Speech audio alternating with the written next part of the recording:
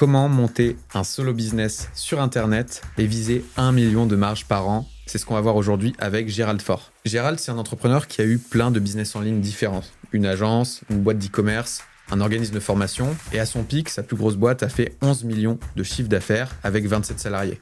Aujourd'hui, il est revenu sur un modèle beaucoup plus lean, en solo business, et il vise le million de marge annuelle. Dans cette vidéo, on va voir comment avoir un business efficient, comment structurer son entreprise pour la piloter avec le moins de charge mentale. Dans cet épisode, on parle de ce qu'est la véritable liberté financière, comment construire son business pour pouvoir l'atteindre, des meilleures stratégies marketing du moment et de comment avoir un business réellement au service de sa vie.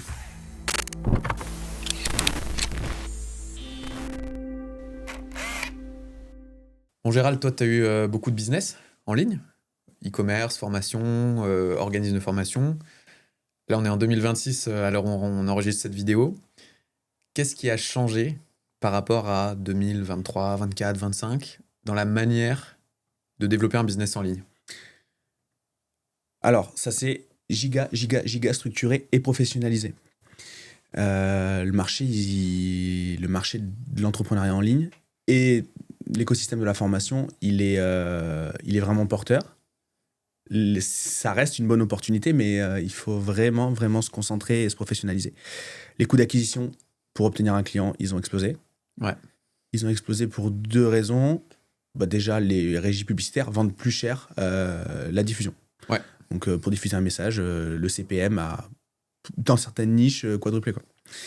Ça, c'est le premier point. Et le coût d'acquisition, c'est composé de deux trucs. Le coût d'achat de la pub et la conversion. Et en l'occurrence, je t'ai déjà entendu en parler souvent, et je te rejoins, il y a une crise de confiance sur le marché. Et ça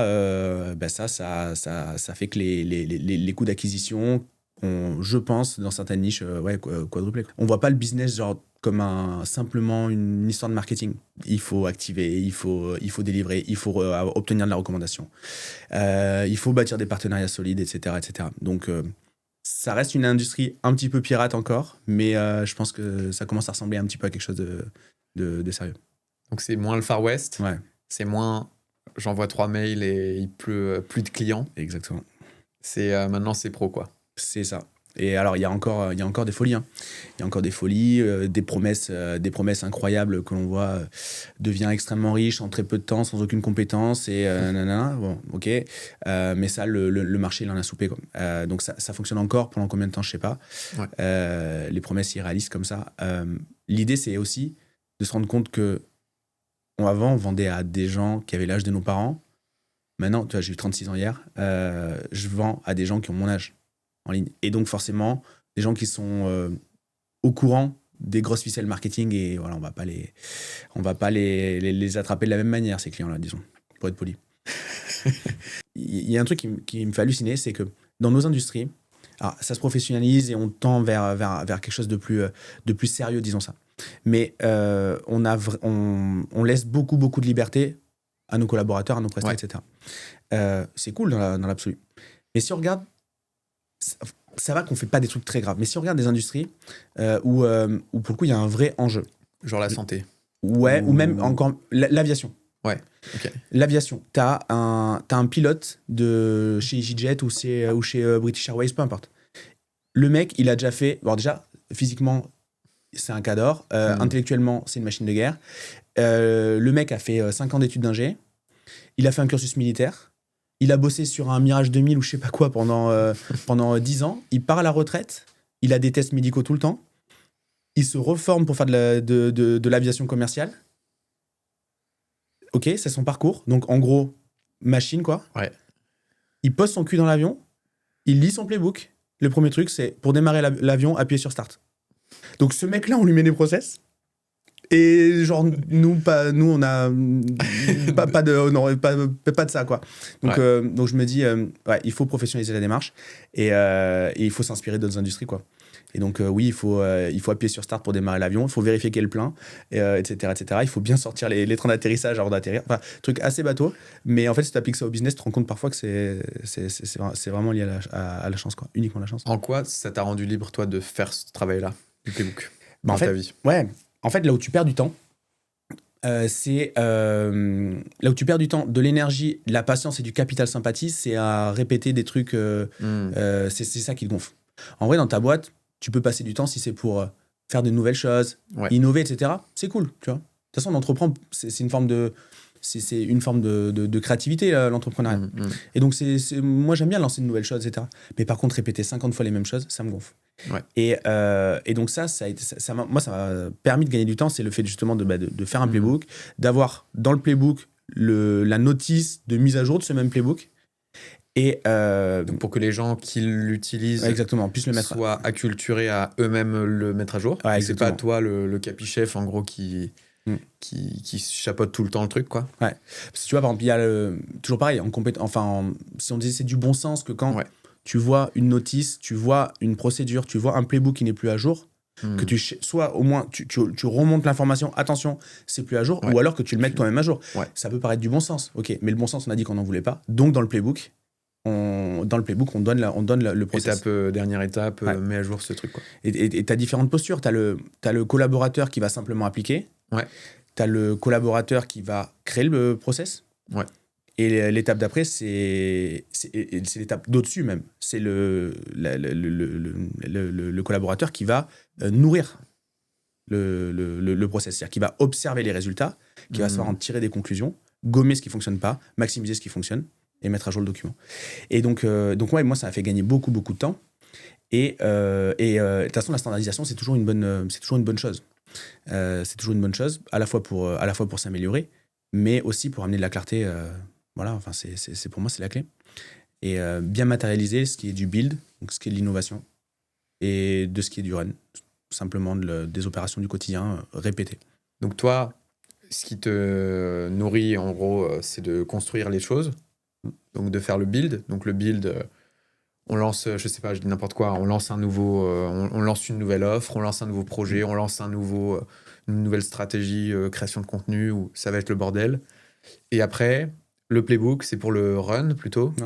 Donc c'est-à-dire, c'est pas que un process, c'est les lignes de conduite globale au-delà du process, quoi. Ouais, exactement. L'idée, c'est quand on build un projet comme tu as donné comme exemple, l'idée, c'est de documenter les actions. Genre en mode log, quoi. Des logs, comme on en parlait juste avant de démarrer la caméra, comme quand tu codes, quoi. T'as des logs serveurs, t'as sur GitHub, quand tu commits des mises à jour de ton code, etc., bah, tu dois expliquer ce qu'il y a dedans, etc. Mais là, c'est un petit peu pareil. Tu documentes chaque chose. Et t'as un process on a mis telle action en place, succès ou échec, ok, très bien, auto-conseil, auto-coaching. Et donc, ça devient, en fait, ce que j'ai fait naturellement, plus plus correction à froid égale bonne méthode, quoi. Et ça, c'est le faire en continu. Et ce playbook là, il faut très vite dans la conduite du changement embarquer les collaborateurs, co-construire avec eux. L'idée, c'est pas que le dirigeant fasse le truc, qui potasse potasse le truc et après qui le donne à des collaborateurs. Il va y avoir un onboarding qui va être long, et dans la conduite du changement, c'est toujours intéressant quand même d'impliquer les gens. C'est un peu l'effet Ikea, quoi. L'effet Ikea, tu connais ? Ouais, tu montes ton meuble toi-même, donc t'es content de l'avoir, tu trouves qu'il est bien. Alors qu'il tient pas debout, c'est de la merde, mais ouais, exactement. donc voilà, donc c'est important de faire ça. Et quand on a un projet qui est déjà en place et qu'on veut mettre de la conscience, donc du coup faire un playbook, l'idée, c'est pas de dire, ok, là tu vois, en mars, nous, il y a la rencontre du mastermind de 2 jours. L'idée, c'est de dire, ok, j'ai pas de playbook sur ça, qu'est-ce que j'imagine en mars, qu'est-ce qui va se passer, voilà, qu'est-ce qui va se passer jour 1, jour 2, machin, et donc le faire en prévision. Ça, c'est une très très mauvaise idée. Le mieux, c'est de le faire en mode, je reprends l'analogie de l'avion, en mode boîte noire. Genre crash d'avion, les chercheurs vont, les enquêteurs vont trouver la boîte noire, ils vont regarder ce qui se passe. Ok, il y a eu telle conversation dans le cockpit, les appareils techniques ont enregistré tel et tel signaux, la météo était comme ça, ok, très bien. Et en fait, ils font une sorte de rétrospective, de déposition, un peu comme quand tu sais, chez les flics, quoi. Et c'est un peu ça, en fait, l'idée, c'est vraiment faire ça. Et ça, c'est de regarder dans le passé, parce que l'idée, c'est de mettre de la conscience sur les compétences inconscientes. Et donc en prévision, c'est très compliqué à faire. Et juste la rétrospective, ça marche vachement donc mieux. Ça marche jamais vraiment de créer le process ou le playbook théorique en mode. Non, c'est idéaliste, mais en fait, le nombre de feedback va juste être énorme. Ouais. Genre, vraiment, je pense que c'est du simple au double, hein, le niveau de, le niveau de finesse de ce truc-là. Tu parlais de gain de temps et d'énergie là-dessus. Tu parlais aussi de gain de capital sympathie. Est-ce que tu peux m'expliquer un petit peu en quoi ce playbook-là, qui peut paraître comme une grosse contrainte, t'arrives à le faire utiliser par les équipes et sans que ça dégrade leur qualité de vie. Ouais. Alors, cette standardisation des opérations, qui passe par, en effet, la documentation via un playbook, elle permet en fait, je pense, de gagner peut-être 50 ou 70% de temps sur les tâches répétitives. Donc, ça laisse beaucoup de temps pour la créativité, l'intelligence, le développement, les idées, etc. Donc, je pense qu'en fait, de standardiser un truc qui est répétitif, ça donne énormément de liberté pour le reste. Et donc, je pense que ça valorise le collaborateur. Plutôt que de faire sans arrêt un truc. Par exemple, admettons, je sais pas, on va faire des réels de cette interview. On sait que c'est relou, on en parlait juste avant. La logistique, c'est vraiment du... c'est vraiment... c'est chiant. Ouais, il y a plein d'étapes, il y a une finesse, et puis voilà. En fait, l'idée, c'est, quand on va produire les 15 réels, c'est de le faire dans un minimum de temps pour pouvoir produire des contenus innovants. Je pense que le monteur, il a peut-être plus envie, je sais pas, demain, que de monter un reportage que tu vas faire, un super vlog, etc., plutôt que de devoir inventer à chaque fois une nouvelle procédure pour à chaque réel, quoi. Ça va pas le passionner, quoi. Ouais. Et donc voilà, donc lui, le capital sympathie pour son boulot, vu qu'il va être dans l'innovation, dans la créativité, etc., il va kiffer. Enfin, vraiment, il va reprendre du plaisir au travail. Et toi, en fait, à quel moment, en fait, tu as envie d'arracher les yeux de tes collaborateurs? C'est quand, en fait, tu répètes sans arrêt les mêmes choses, qu'il n'y a pas le check orthographe, qu'il n'y a pas le machin, il n'y a pas la bonne DA. Enfin, voilà, je donne des exemples, mais c'est des trucs classiques. Si tu l'as standardisé, tu n'as pas besoin de t'engueuler, en fait. C'est réglé, c'est écrit. Et aussi, un truc qu'on sous-estime, c'est enfin, un truc qui est peu entendu, c'est... On cherche souvent des A-players. Tu sais, il y a ce fantasme-là. Ouais. Alors, moi, je crois pas à cette connerie. Je crois pas du tout à ça. Je pense que le A-player chez toi, ça sera pas un A-player chez moi et vice-versa. Et donc, je pense qu'il faut gommer la performance dans la boîte. C'est un peu contre-intuitif, mais... Dans les talents. Ouais, exactement. Tu veux pas de jambon, quoi. Ouais, pas de jambon. L'idée, en fait, c'est que quelqu'un qui est vraiment talentueux dans ta boîte, comme ça, c'est cool, c'est sexy. Mais moi, je pense que ça te met en risque. Parce que du coup, tu te reposes sur lui. Donc, du coup, tu mets pas de conscience sur ses actions.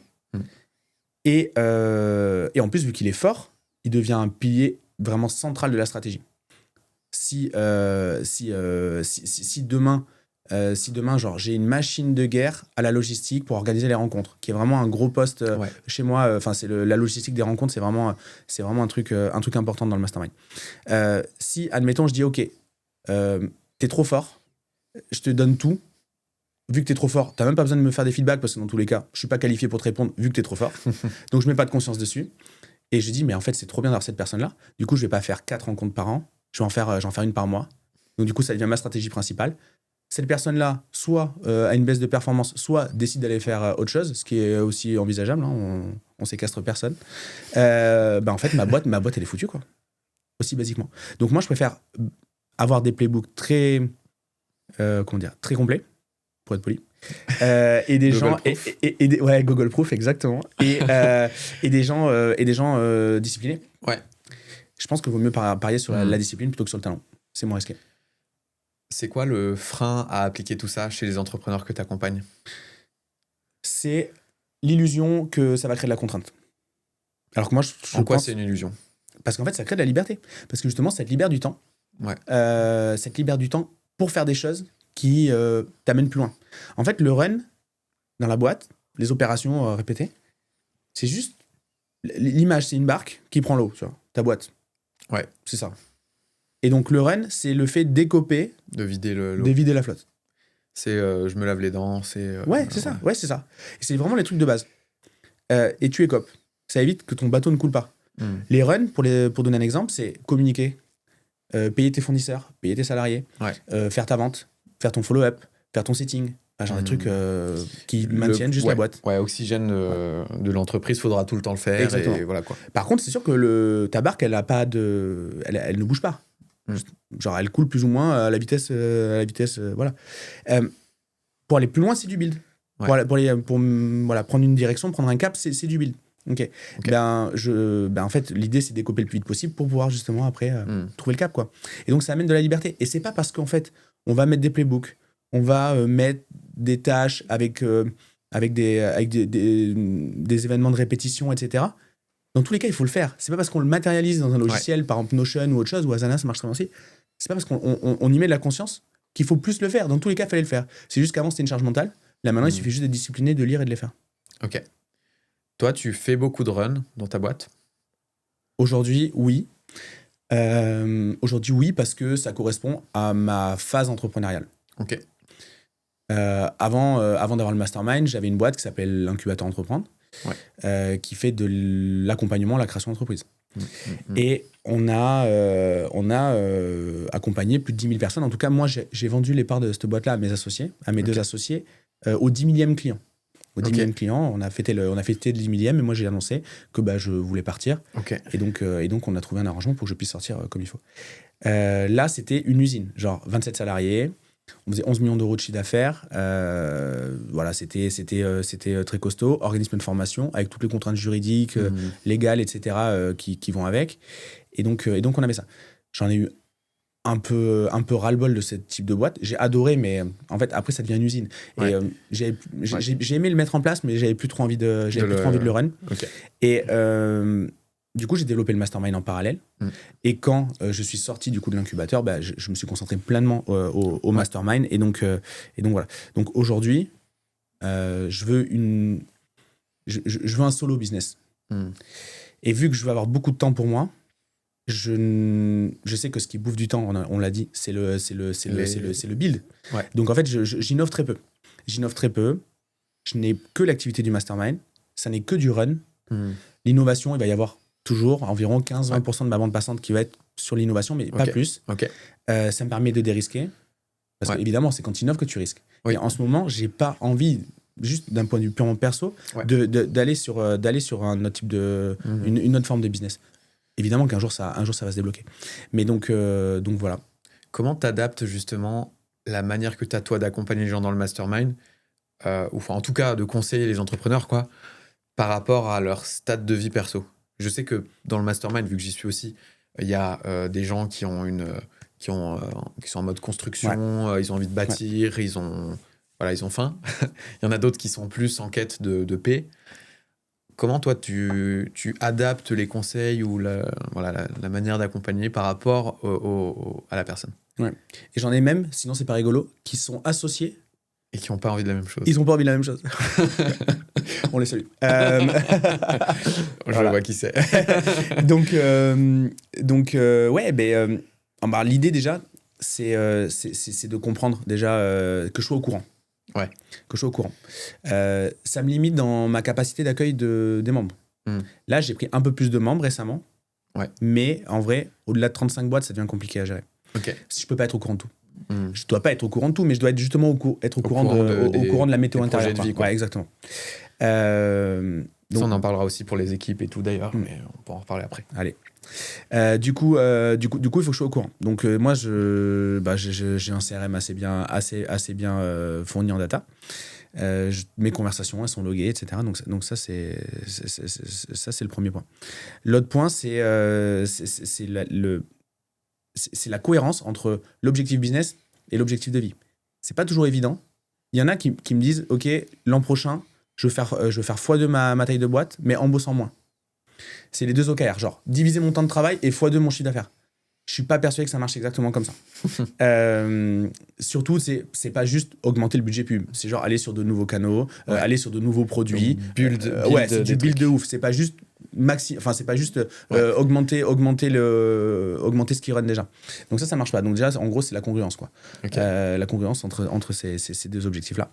Et puis voilà, en gros, c'est ça. Ok, trop bien. C'est quoi pour toi les trucs qui freinent le plus d'entrepreneurs dans leur croissance que tu peux voir? qui arrivent chez toi, quoi, et qui ont ambition, là, dans le cas où on est sur de l'ambition de scaler, Mm. les problèmes que tu revois le plus souvent en ce moment, est-ce que c'est l'acquisition, la vente, est-ce que c'est du recrutement? En ce moment, l'enjeu, il est vraiment autour de l'acquisition. L'acquisition de clients. Mais en fait, j'inclus la vente dans l'acquisition client. Ok. Tu vois, il y a le côté acquisition de lead. Donc mais faire de la pub. Ouais, voilà. voilà, exactement. Donc générer du trafic, mais Mhm. aussi générer de la conversion. Ça fait de la vente, quoi. Ce qui freine, c'est les gens qui partent sur des stratégies par FOMO. Ok. Là, en ce moment, on a la folie des challenges. Ouais. On tourne en janvier, là. Donc, les challenges de X jours, etc. Ça dépense beaucoup d'argent en publicité. Donc, ça met le bazar. Ça met, Sur voilà, les ça enchères. fait du remous. Voilà, exactement. Ça fait du remous On en parlait, dans les enchères. Avec Et- Johan, Ouais. dans une autre vidéo, du coup. Et donc,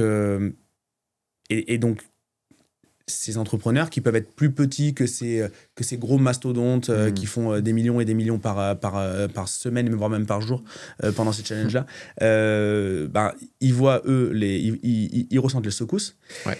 Et ils disent, en fait, je vais faire pareil, je vais faire un challenge. Ouais. Et donc, c'est le faire pour de mauvaises raisons, quoi. C'est ça qui freine la croissance. Parce que pendant que tu fais ça, tu te concentres pas sur ce qui tourne déjà. Tu maximises pas ce qui fonctionne. Et tu passes de 15% de R&D, qui est en fait une stat saine dont on parle depuis le début de cette vidéo, à 100%. Ouais. Donc tu te fais plus ce qui fonctionne et tu fais all-in sur un truc sur lequel tu as zéro certitude. Donc ça marche pas, quoi. Ça, c'est une galère. C'est le FOMO. Shiny object. Ouais, de ouf. Ça, c'est le pire truc. Je pense que ouais. Parce que c'est... Tu te plantes même si, admettons, je sais pas, tu as de l'épargne pro, tu dis, ok, je débloque 20 000 balles pour faire ce test. Mais c'est l'impact sur ce qui tourne déjà, en fait, le problème. C'est pas le fait de cramer ces 20 000 balles. Si l'entrepreneur c'est les de a. plus prendre soin du truc derrière Exactement, ouais. qui fonctionnait. Exactement. Et donc, ouais, c'est la priorité. Enfin, l'ennemi numéro 1, c'est ça. Ce serait quoi pour toi si on parcourait un peu les différents systèmes de conversion? En gros, le système de conversion le plus adapté par profil d'entrepreneur, tu vois. L'entrepreneur profil ingé, qui aime les maths, il faut qu'il maximise son acquisition via l'Evergreen. L'Evergreen, la puissance de l'Evergreen, c'est d'avoir justement cette boucle de feedback en continu. Ok. Je fais ma VSL, elle tourne 1000 fois, je l'itère, je la refais tourner 1000 fois, je réitère, etc. Donc c'est trop bien, c'est vraiment du process d'amélioration continue. Ça, c'est très très bien. Quelqu'un qui aime les stats, le funnel, tous les points de passage, l'opt-in, l'opt-in, le bounce, la complétion de la vidéo, la prise de call, etc. Ça, c'est trop bien. Et ça s'optimise vraiment. Après, théorie des contraintes, et puis ça s'optimise comme ça. Quelqu'un qui n'a pas peur de la routine aussi, de rester sur le même truc longtemps, quoi. Exactement. Après, il y a les entrepreneurs qui aiment les sensations fortes.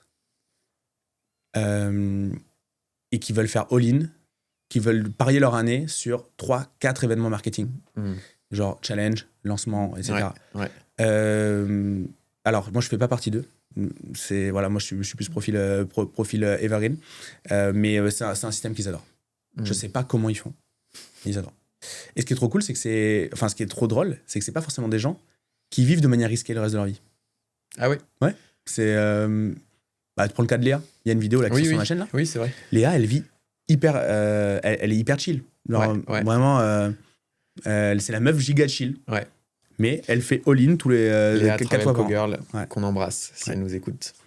Et on a fait une vidéo justement, qui est sortie là, où elle explique justement cette histoire de challenge, et qu'elle n'aime pas l'Evergreen parce que trop plan-plan, quoi. Et elle aime un truc qui dépote, exactement.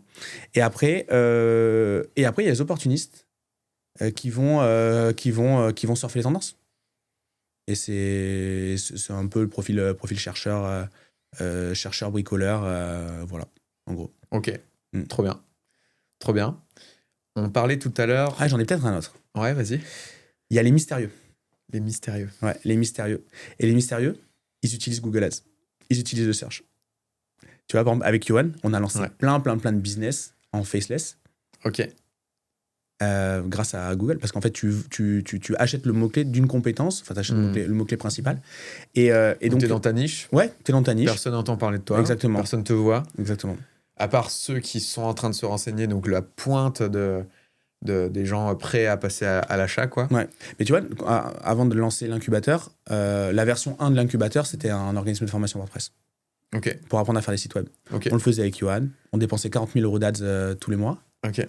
Ça en rapportait, je sais pas, 60-70. Et on se montrait pas. Enfin, genre, on me voyait pas. Et pour savoir qui on était, il fallait être dans les mentions légales. Ou être dans le programme. Et dans ce cas-là, tu avais des coachs, quoi. Mais ça, c'était trop bien. Et c'est des business inside où en fait après t'as une équipe commerciale qui tourne, mais t'es pas exposé.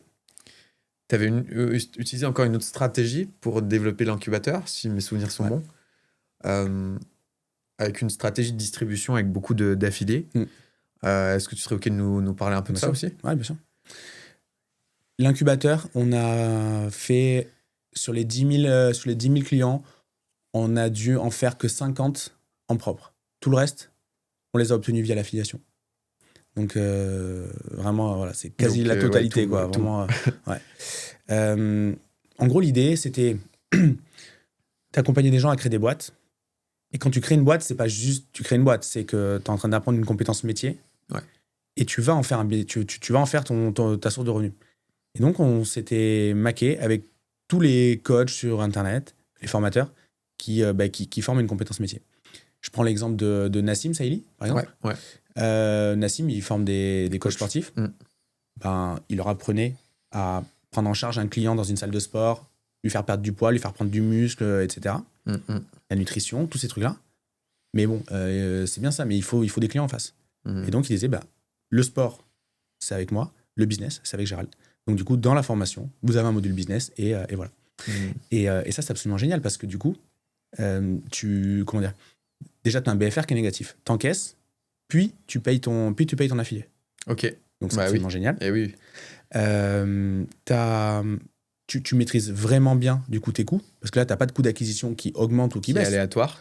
C'est mathématique. Exactement. Il n'y a pas une régie pub qui pète un plomb. Exactement. Voilà. Et après, tout l'enjeu, c'est de faire de la livraison. L'avantage pour l'affilié, c'est évidemment de toucher de l'argent, mais c'est aussi d'avoir, dans notre cas, vu qu'on leur apprenait à avoir des clients. Ouais. En fait, tu vois, si tu formes des vidéastes qui sont très forts en vidéo, mais qui n'ont pas de clients, le témoignage que tu vas avoir sur ton site, il va être moyen, quoi. Tandis que si la personne dit, mais j'ai déjà eu 4 clients, j'ai déjà fait tel truc et je développe tant de chiffre d'affaires, mais ça te fait un vrai témoignage. C'est facile à chiffrer. Et donc, du coup, en fait, tu ramènes du succès client à ton affilié, donc il a encore plus intérêt à te montrer, etc. Okay. Mais l'inconvénient de tout ça, c'est que toi, tu subis pas les problématiques, la volatilité de l'acquisition, etc.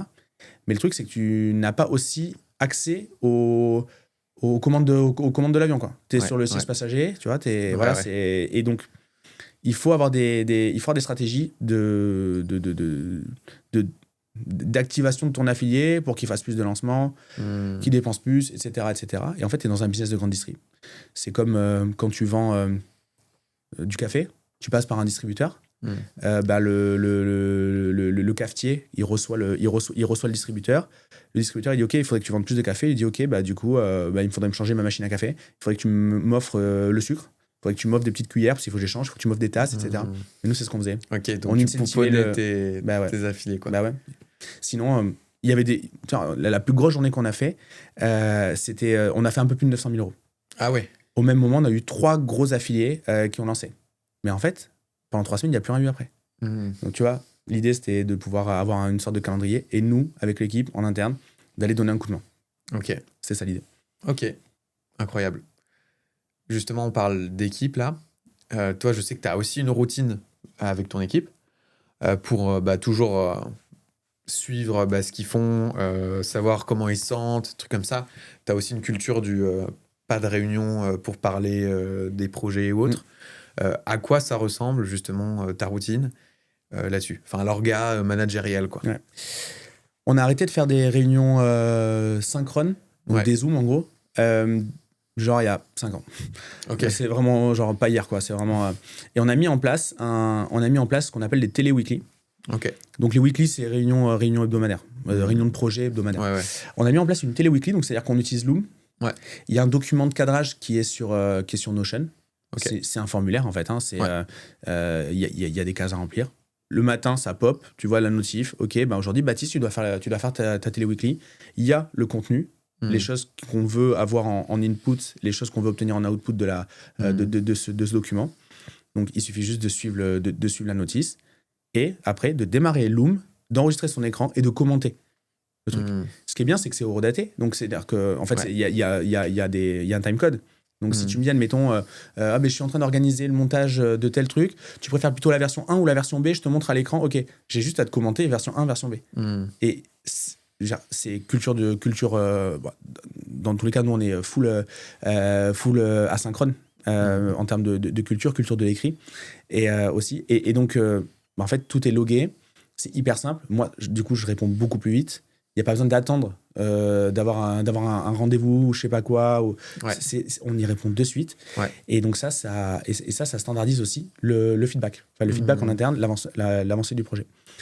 Donc voilà pour les équipes. Et après, il nous arrive de faire des zooms. Ouais. Mais par contre, on ne parle pas des projets. On parle de nos week-ends. On parle du match du PSG ou du combat à l'UFC. On parle de tout et de rien. Et c'est des zooms qui sont des zooms de cohésion, de sympathie. C'est pas des zooms de projet. Voilà. Ouais. Ok. Pareil pour les briefs. Le gros danger, c'est de faire des zooms pour faire des briefs. Ouais. Ok. Ouais. Je te le dis maintenant. Je te fais le brief maintenant. Très bien. On fait nos trucs. On a des emmerdes. C'est normal, c'est une boîte. Donc, sinon, si t'as pas d'emmerde, voilà, t'oublies.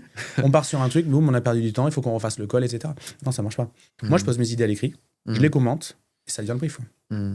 Et ça reste. Il y a une trace, c'est enregistré. Ouais. C'est là, quoi. Et tu sais, il n'y a pas de... Je t'ai envoyé un truc dans Notion, tu me réponds dans Slack, ou tu m'envoies un WhatsApp, ou je sais pas quoi. Ouais. Si tu m'envoies un WhatsApp, c'est juste pour me demander si je suis dispo vendredi pour aller claquer une bouteille de rouge, tu vois, dans un resto, tu vois. Ouais. Mais voilà, Comment les projets sont gérés dans un outil de gestion de projet, quoi. Ok. C'est quoi, c'est Notion ? Ouais, Notion en l'occurrence. Notion, et donc tu communiques sur Notion. Ouais. Ce qui est bien dans Notion, c'est que tu peux mettre et les ressources, et la communication via les commentaires, et les tâches, et la récurrence des tâches. Ok. Ce qui est giga important. Donc ça veut dire quoi ? Ça veut dire que ça repop Ouais, si le vendredi tu dois faire la story du mastermind, bon ben t'as une notif à l'heure où il faut que tu la publies, et puis voilà. Et à l'intérieur, tu as la typo, tu as le contenu de ce qu'il faut mettre, tu as le petit filtre, la musique, etc. Ce qui fait qu'en fait, Nolwenn, quand elle fait ça, elle n'a pas besoin de réfléchir. Okay. Si Nolwenn, elle se casse le pied, ce que je ne souhaite pas, et que c'est Bernadette, une Bernadette imaginaire qui le fait, ben, elle a juste à savoir lire Bernadette, quoi. Ok. Ouais. Et elle a une notif sur son tel. Mais là, c'est tout. Et c'est tout. Exactement. Natacha, par exemple, qui est enceinte jusqu'aux yeux, qui était à la maternité ce matin. Okay. Non, mais il y a encore un peu le temps. Mais, okay. Mais bon, elle est vraiment au bout. Bah, c'est elle qui organise les rencontres de mastermind. Il va falloir qu'au bout d'un moment, elle s'occupe de sa future progéniture et qu'elle mette quelqu'un d'autre à sa place. Bah, Natacha, elle a fait en sorte de documenter tout ce qu'elle fait de manière talentueuse. Et du coup, elle devient interchangeable. Et c'est trop bien. Trop cool. Tu m'avais partagé une routine aussi pour juste prendre le pouls de la météo émotionnelle des membres de l'équipe. J'avais trouvé ça assez cool. C'est un truc que tu utilises dans ta boîte, toi, ou comment ça se met en place ? Au départ, je l'ai mis... C'était pas pour prendre le pouls de l'équipe, c'était pour donner mon pouls à l'équipe. C'est dans le sens que ça se faisait. Okay. En gros... et on parlait tout à l'heure du capital sympathie, on peut reboucler avec ça. C'est l'idée de pas attendre que la casserole déborde, tu vois, comment on dit, c'est quoi l'expression, que l'eau bout. Ouais, non, mais que la cocotte minute explose, quoi. Oui, c'est ça. Okay. Pour putain, je suis nul en cuisine, c'est incroyable. Ouais, non, c'est l'idée de pas attendre que ça déborde, qu'on pète un plomb, et de pouvoir, au fur et à mesure des semaines, à fréquence régulière, dire ok, j'ai telle frustration, tel sujet, je trouve ça trop lent, il manque de l'information, j'ai constaté une erreur. Tu vois, ce genre de choses. En l'occurrence, là, je t'ai donné vraiment les 4 que moi j'utilise. Ma frustration, ce que je trouve trop lent, l'erreur que j'ai constatée, et le manque d'information. Donc toi, c'était pour remonter à tes équipes de base, en fait. Exactement. Okay. Et en fait, ça désamorce les problèmes avant qu'il y en ait. Ok. C'est dans un Notion avec des colonnes, je remplis. Une fois que c'est fait, ils ont une notif. Et par exemple, Gab, qui est mon CTO, quand il voyait le truc, il disait ah non, mais en fait, c'est pas que le projet avance pas. C'est juste qu'en fait, je t'ai pas informé, mais justement, en fait, j'allais t'en parler, on le lance dans 2 jours. Ça aurait été vraiment très dommage qu'en fait, que je pète un plomb, quoi. Alors qu'en fait, c'était en train d'être fait. Ouais. Et juste, il me tenait pas au courant parce qu'il faisait un truc, c'est-à-dire il bossait, quoi. Il était en train de faire avancer le projet plutôt que de me consoler, de m'y bronner, quoi. Voilà. Donc ça permet de faire ça. Ok. Et c'est pas comment dire, vu que c'est régulier et que c'est une routine dès l'écrire et c'est une routine de le lire, c'est pas des vrais gros feedbacks. C'est pas des attaques Exactement.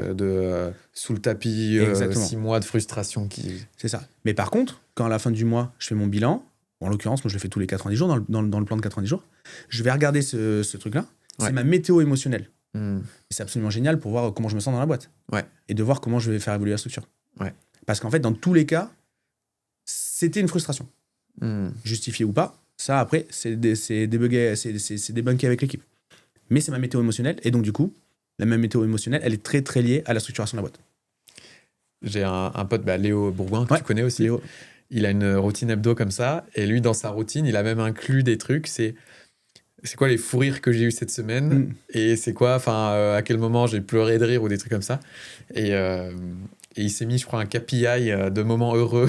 Genre... Et du coup, il voit, attention, là, ça fait un petit moment qu'il n'y a plus de moment heureux, on va se sortir les doigts, tu vois. Parce que lui, c'est un truc qui est important pour lui, qu'il veut optimiser, quoi. Mais tu vois, Mehmet m'a conseillé très fortement de rajouter 2 colonnes dans mon tableau.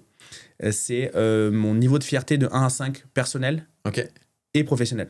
Ok. Et c'est trop bien. Ah ouais? Trop bien.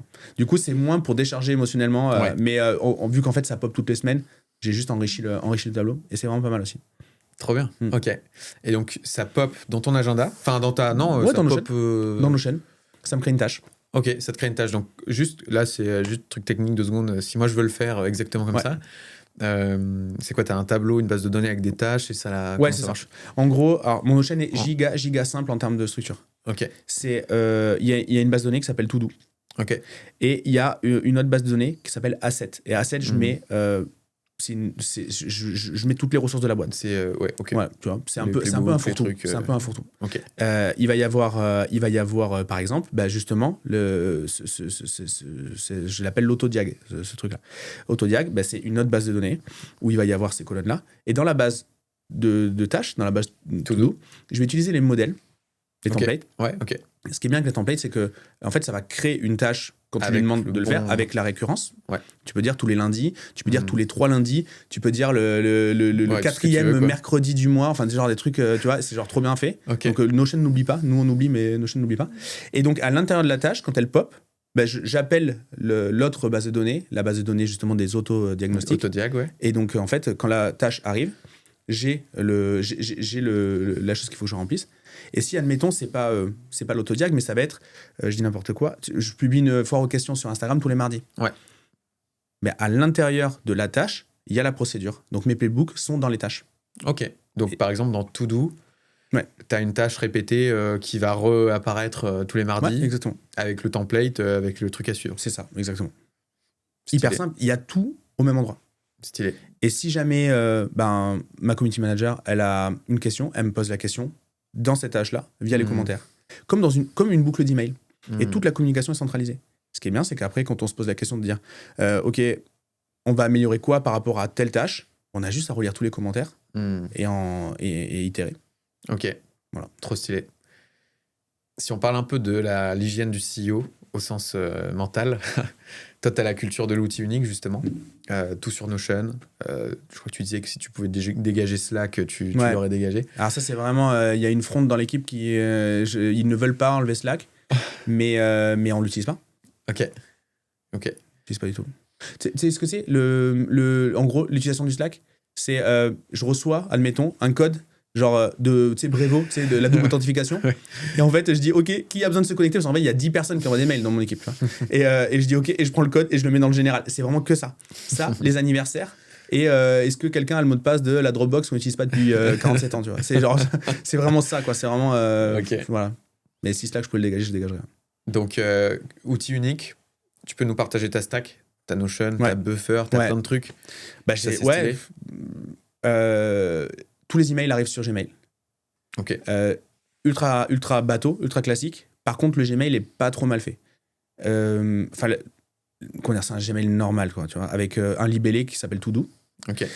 Au fur et à mesure que les mails arrivent, je les lis. Je les traite pas de suite. Les trucs qu'il faut traiter, je les mets dans To Do. Ok. Les trucs qui ne servent à rien, je les archive ou je les supprime. Okay. Ok. Ce qui fait que je suis toujours inbox 0. Ce qui fait que s'il y a une giga urgence, je la vois de suite. Ok. Ce qui n'est pas mon cas. Moi, je suis oui, parce que t'as 1760. voilà. Et donc, en fait, en faisant ça, j'ai zéro angoisse de l'email, tu vois. Ouais, genre, je sais que je ne peux pas oublier, je ne peux rien oublier, quoi. C'est parce que soit c'est à faire et c'est dans To Do, soit c'est pas à faire et c'est plus devant mes yeux, quoi. Ouais. Donc ça, c'est le premier point. Je gère tous les trucs de messagerie, WhatsApp, Slack, les Insta, les LinkedIn, tous ces trucs-là, j'ai tout centralisé dans Buffer. Buffer, c'est un outil, c'est un agrégateur. Un agrégateur de messagerie, quoi.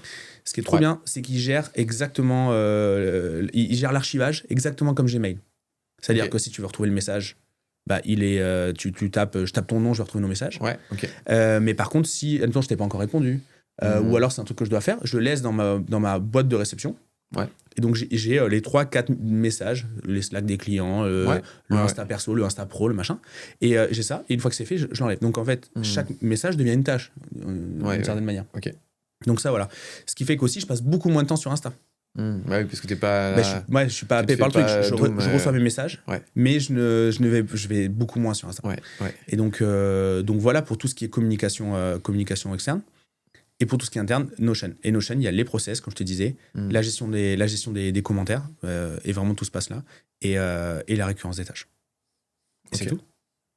Et c'est tout. Et ce qui est trop bien, c'est que du coup, mon téléphone, genre j'ai très peu d'applis. Ouais, tu l'avais sorti l'autre fois, en gros, il n'y a rien, quoi. Il y a 3 raccourcis Notion. Et en fait, c'est que des trucs de sport, en fait, le reste. Ouais. C'est genre la balance connectée, c'est genre la montre. Le timer de boxe et enfin tu vois des trucs comme ça, quoi. Donc, ça, c'est voilà, donc c'est vraiment hyper simple et c'est pas l'outil, en fait. Il faut en plus, moi je suis dev et ingé de formation, donc forcément les trucs techniques machin et tout, on pourrait se noyer dans, et on en parlait tout à l'heure quand on parlait des caméras, on avait une conversation de geek. Et bon voilà, mais oui, on se passionne pour ces trucs là, on se passionne pour les outils, pour le matos et tout, mais en fait il faut d'abord comprendre la logique, l'usage, exactement, comme avec l'IA.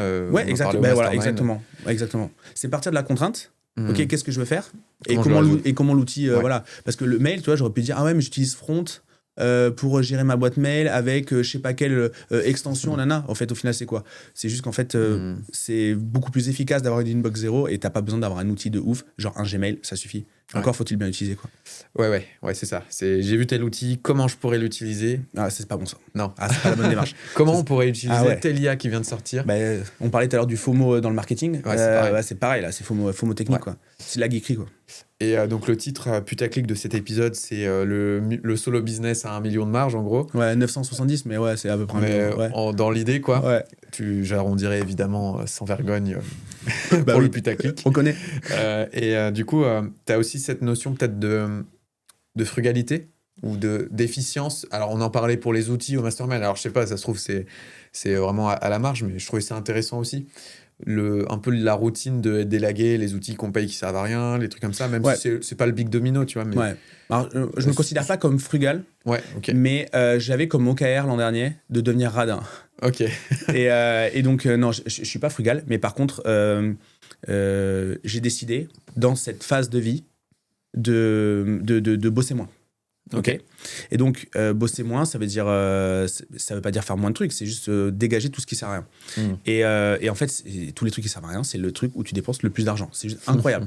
Tu n'en as pas besoin et c'est là où tu investis le plus d'oseille. Donc, t'as des exemples des outils. Genre, t'en parlais, les outils, c'est vraiment ça. Genre les trucs qu'on a essayé avec l'IA pour voir au début comment ça fonctionnait, les Riverside, les Tela, les machins. Au final, tu te retrouves avec 500-600 balles d'outils par mois. Pour rien, Et pour rien, quoi.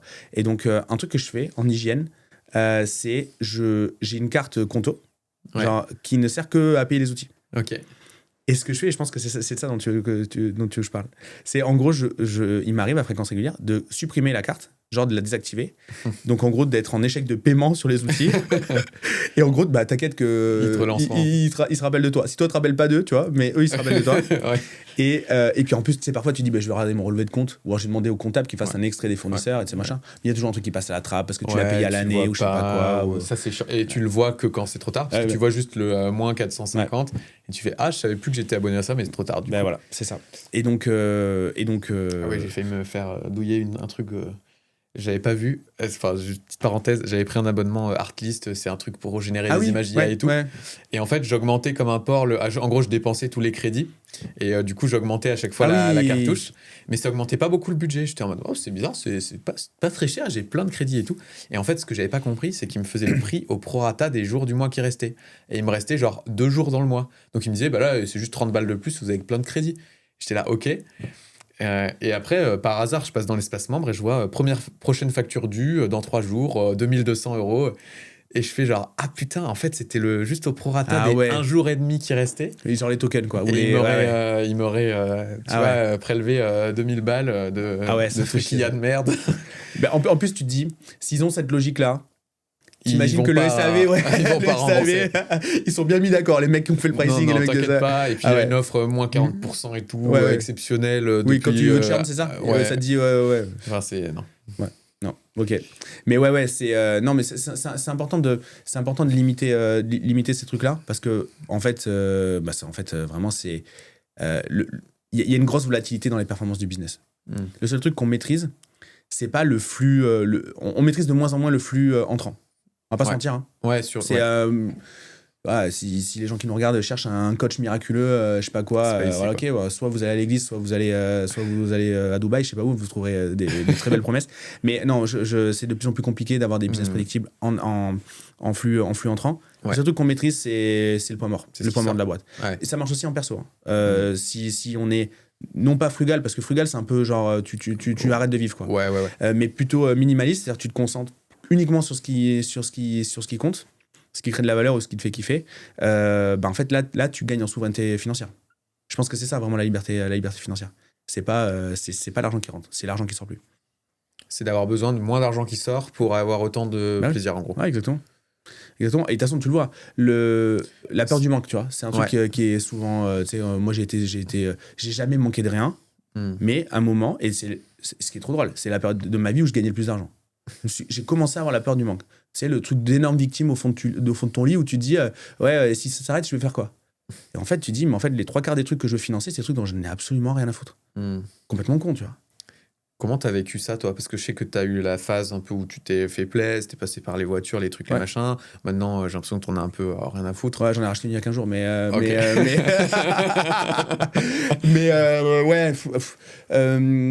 c'est quoi ta question? Bah, ma question, c'est comment parce que t'es passé de grosse boîte, donc 11 millions, plein de salariés, etc. Là, modèle plus minimaliste. Là, tu parles de souveraineté financière. En gros, dans tout ton cheminement, à quel état t'es arrivé d'équilibre ou de sur ce sujet-là, quoi. En fait, pour tout expliquer, quand je parle de phase de vie, le moment où on fait 11 millions, donc je suis encore marié. D'ailleurs, une de mes associées, c'est ma femme, Alice, à ce moment-là. Et en vrai, une boîte à 11 millions, c'est beaucoup de problèmes. Mais quelle que soit la boîte, c'est plus... C'est un peu tarte à la crème, ce que je veux dire. Mais tout le monde, là, tout le monde va se palucher en disant « je veux une boîte à 11 millions ».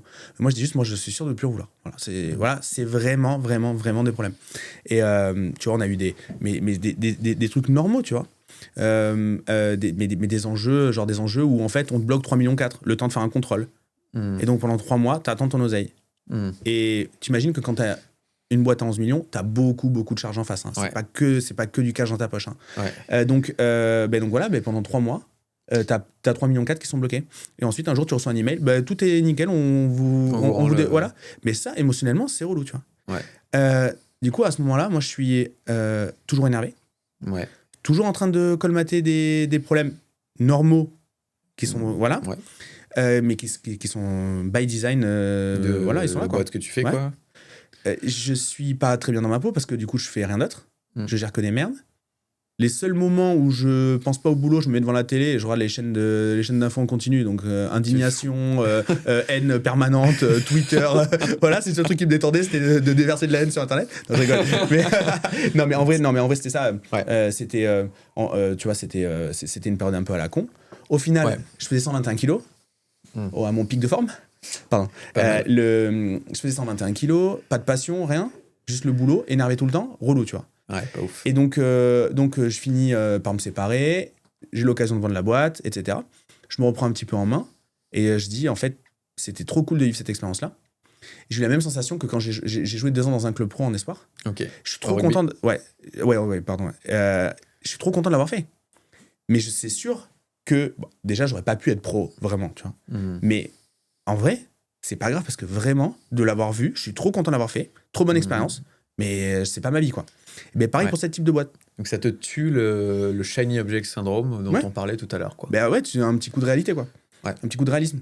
Et donc, je me suis dit, ok, je veux plus ce genre de boîte. Donc, je veux quoi comme type de boîte ? Je veux une boîte où j'ai du challenge intellectuel, ce que je n'avais plus à ce moment-là. Là, j'avais que des emmerdes. Il n'y a pas de construction, il n'y a que du run un peu pourri. Donc, je veux du challenge intellectuel. Je veux un business à forte marge, ce que je n'avais pas. Mon EBITDA à l'époque, c'était moins de 15%. Ok. Donc, voilà. Je veux plus d'équipe, parce qu'en fait, quand on bloque 3,4 millions, moi, mon inquiétude, c'est de dire, ok, c'est pas comment je vais me payer moi je m'en fous. Moi, ma baraque, elle est payée, j'ai pas de crédit, j'ai de l'IMO à côté, enfin voilà, tu vois.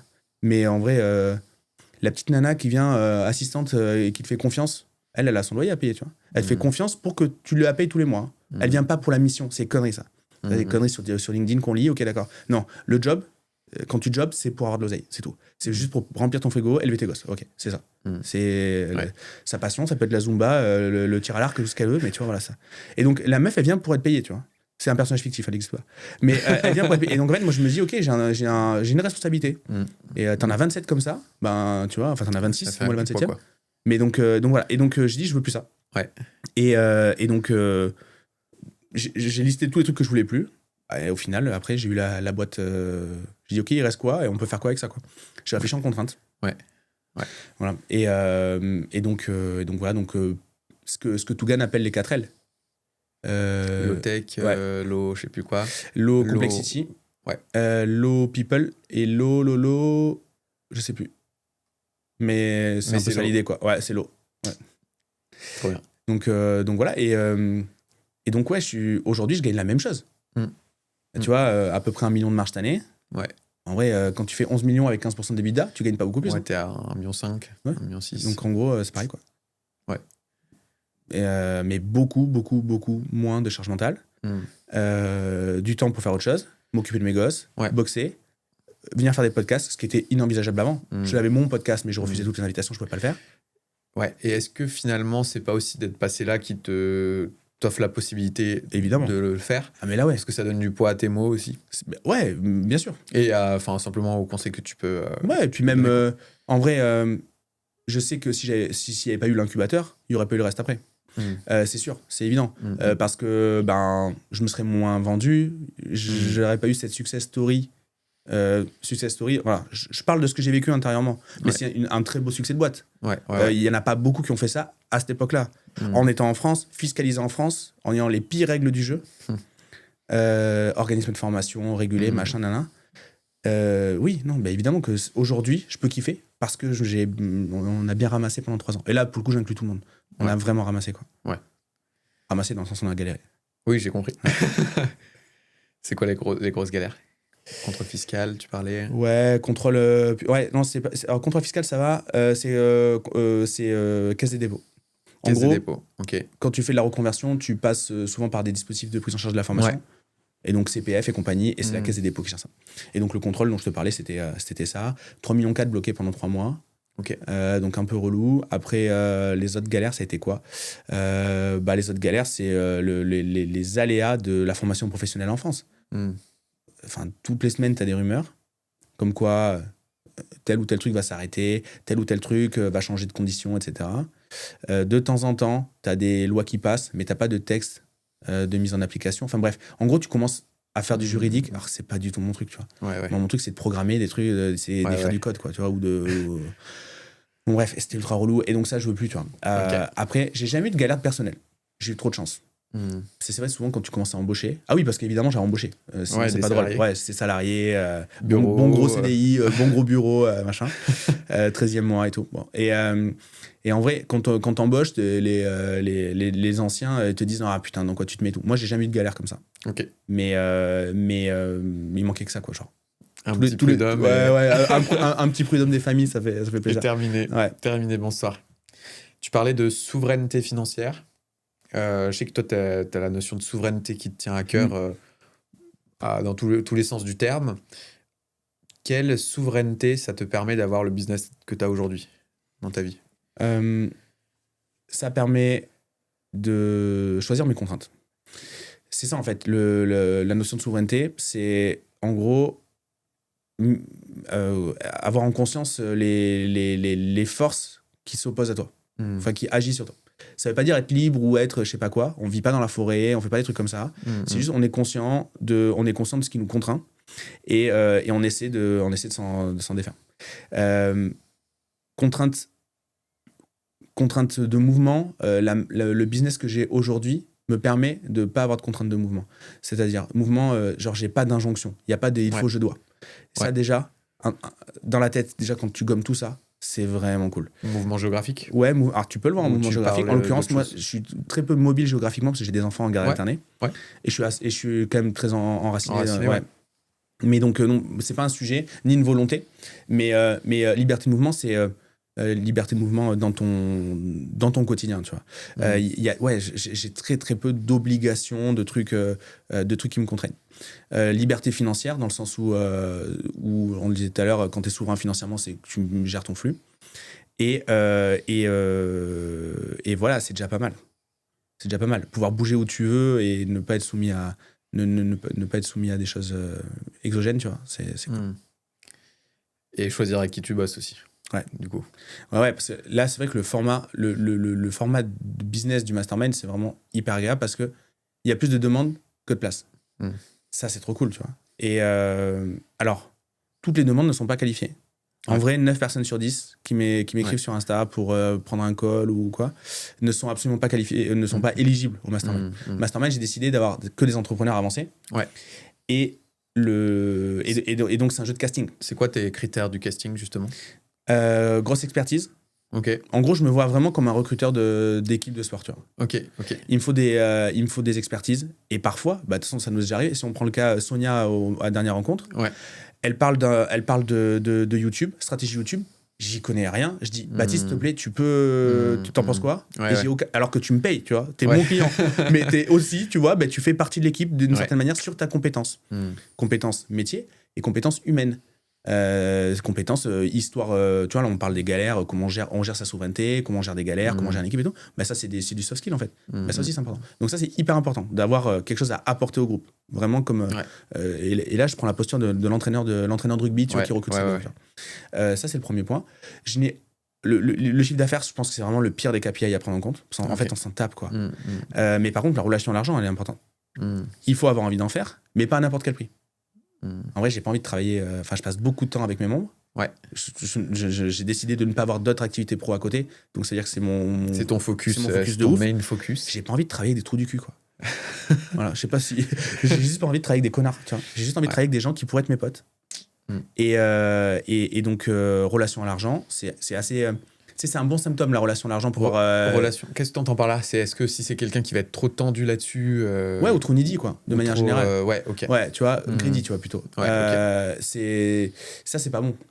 Donc, il va venir couteau entre les dents. Dans le mastermind. De toute façon, les gens qui ont été reconduits à la sortie avec le ticket de vestiaire. Mais ouais, c'est des gens qui étaient justement qui étaient pas fit avec ce truc-là, quoi. Et donc, les gens que j'ai virés, c'est des gens qui étaient dans la prospection, dans le machin. Moi, je veux que ça soit safe, tu vois.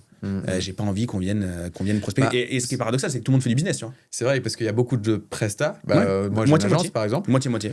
Donc, en fait, au final, les gens peuvent trouver chaussures à leurs pieds ou pour se faire aider. Mais il n'y a pas, effectivement, ce côté... c'est pas un BNI, quoi, tu vois. Ouais, horrible. Ouais, t'imagines. Ouais. Ouais. Mais ouais, et en fait, le succès pour faire du business dans le mastermind, enfin, le secret pour faire du business dans le mastermind, c'est le fait de build in public nos offres. Là, toi, t'as shifté. Ouais. T'as build in public ton offre, etc. T'as eu de suite des clients. Ouais. Et ce qui est trop bien dans le mastermind, c'est que tu testes ton marché, mais genre en temps réel. Et dans des conditions non hostiles. Ouais, t'es dans un cadre de confiance. C'est tes potes, ils te font giga confiance. Tu as des conversations de haut niveau intellectuel, mais tu as des conversations aussi de trépaner à 4h du mat en sortant de boîte. Tu vois, et c'est juste trop bien d'avoir ce truc-là. En fait, le mastermind, c'est un BDE. C'est un BDE, tu vois. Mais il y a de la place quand même si t'es pas le mec BDE. Oui, exactement. Style. Mais surtout, en plus, ce qui est trop drôle, c'est que c'est quasiment que des introvertis, les membres du mastermind. C'est souvent des gens ingé, profil ingé. Et en fait, alors les meufs, pas du tout. Les nanas, elles sont pas comme ça. Mais ouais, c'est plutôt profil introverti et tout. Mais oui, non, en fait, c'est quand même une bande de copains avec des conversations sérieuses et des délires de jeunes de moins de 35 ans, quoi. On mettra un petit lien pour ceux qui veulent aller regarder, qui se reconnaissent dans cette description. Exactement. Vers le mastermind ou ton profil ou comme tu veux. On verra après. Ouais. Mais... en gros, moi, la com, j'ai enlevé tous les réseaux sauf Insta. Ok. LinkedIn, pour moi, c'était absolument pas pertinent. Ouais. Du coup, j'ai dépollué. Et après, cette année, on va faire un peu de YouTube, quoi. Cool. C'est un peu ça l'idée. Trop bien. Pour les gens qui ont passé la 1 heure avec nous, qui veulent développer un business en ligne, avec quoi t'aimerais qu'ils repartent de cet échange?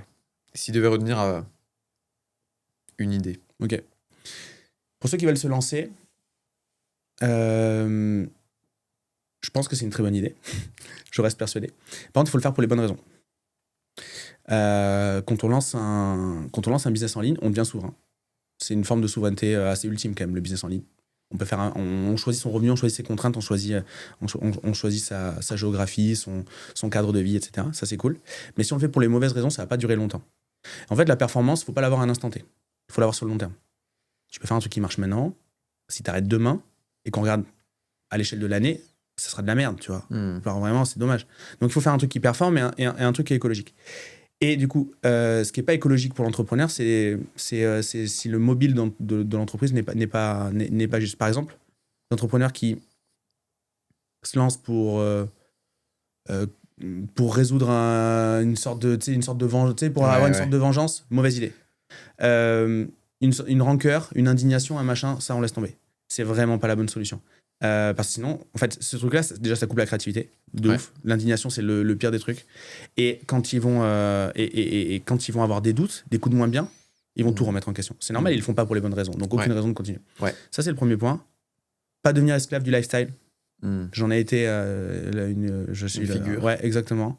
Pas esclave du lifestyle, donc vraiment maîtriser le flux sortant. Donc pas de surdépenser pour le statut ou pour des trucs qui sont pas importants. Ouais, exactement. Ouais. Si t'as envie de faire t'as envie d'acheter une montre, t'as envie d'acheter une bagnole parce que ça te passionne, c'est ok, tu vois. Mais si tu t'en fous, le fais pas juste parce que. Voilà. Ouais. Et en vrai, quand t'entreprends, le KPI un peu externe de réussite, c'est le flow de cash que tu crames, quoi. Et c'est complètement débile. Ouais, c'est clair. C'est complètement débile, mais en Parce fait. Parce que ça t'a servi au final.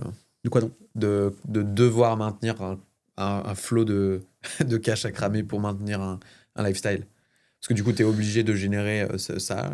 Ouais, mais en fait, c'est. Ouais, alors, d'un point de vue financier, oui, à la limite, tu te mets sous contrainte, donc du coup, tu fais grossir un petit peu le cardio, quoi. Tu vois, tu fais grossir la machine, et donc du coup. Mais en fait, on oublie juste un truc, c'est genre dans la tête. Mais la peur du manque qui s'applique à ça, c'est le truc le plus le truc le plus ouf. Et vraiment, ça, tu sécrètes du cortisol en continu. Tu flippes de ne plus pouvoir payer un truc dont t'en as rien à foutre. Il y a une phrase que j'aime bien qui dit en gros, tu travailles dur pour te payer des trucs dont t'as pas besoin pour impressionner des gens que t'aimes pas. Exactement, c'est ça. C'est vraiment ça. Et donc voilà les conseils sur les mobiles. Le mobile qui fait entreprendre ou pas. Et après, sinon, sur la méthodologie, être giga simple. Ça reste toujours les mêmes ingrédients. Avoir un positionnement pour avoir un problème à résoudre. un problème qui est solvable dans le sens où les gens sont prêts à dépenser de l'argent. C'est juste ça un positionnement. C'est trouver des clients solvables. Derrière, avoir un mécanisme pour rentrer en contact avec eux, obtenir de l'autorité et de temps en temps les avoir au téléphone pour leur vendre un truc. Et réfléchir long terme par client, donc LTV, parce que c'est de plus en plus compliqué d'avoir des nouveaux clients. Et donc, il faut maximiser le revenu par client. Et donc, avoir une stratégie de long terme, c'est-à-dire un premier produit, puis un deuxième, puis un troisième, etc. etc. Et accepter aussi que la boîte va prendre la forme que ses mécènes, donc c'est-à-dire ses clients, vont vouloir. En gros, il faut accepter d'être dépossédé de ce qui nous arrive. Là, aujourd'hui, moi, c'est un mastermind. Demain, ce sera peut-être un fonds d'investissement ou ça sera peut-être une agence ou ce sera peut-être juste une activité de coaching ou ça redeviendra peut-être un organisme de formation. Ça dépendra du marché. Ouais, ça dépendra de ce que les gens sont prêts à payer et pourquoi ils veulent payer, tout simplement. Il faut accepter d'être dépossédé du truc. Trop bien. Merci Gérald. Merci. Merci d'être resté avec nous jusqu'au bout. J'ai dormi 2 heures, les amis. C'était mon anniversaire hier. J'ai fait la fête à Paris. Donc du coup, on a essayé de faire le max. Ça mérite au moins un pouce. Merci beaucoup. Merci, c'était cool. On espère que ça vous a plu. Vous nous mettrez des commentaires si vous avez des retours. Le travail de Gérald, vous aurez les liens en dessous. Et nous, on se dit à très vite. Ciao.